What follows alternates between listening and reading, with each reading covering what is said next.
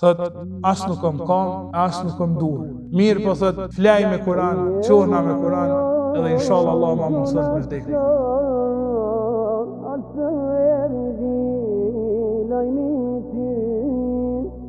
Unë nuk më i pa përmen edhe një haxhi që e njeh krejt, që është Haxhi Adnani, që po vjen xhami këtu të na dhe po lexon, edhe për ata që nuk e njohin është një vëlla joni, 8-50 e tij, që as nuk mundet me ecë, e as nuk mundet me ushqy vetë, as me pi, vjen me atëfar korrocën e tij elektrike vjen dhe këtë, kush e një e din gjendjen e tij.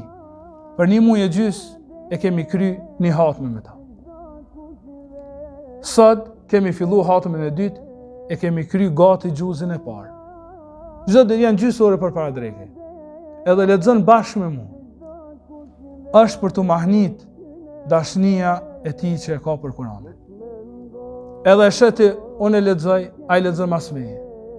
Kur fillu marrë të surët e fundit, filloj ke me keshë, me bërtit për gëzimit, derisa në fund filloj me qajt.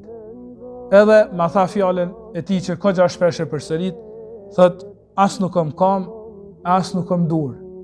Mirë po thot, flaj me Kur'an, qohna me Kur'an, edhe inshallah Allah ma mundësën me vdek me Kur'an.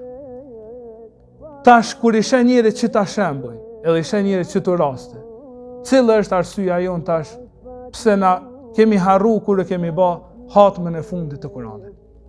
Kemi harru kur u kanë hera fundin ashta kur kemi lexu Kur'an.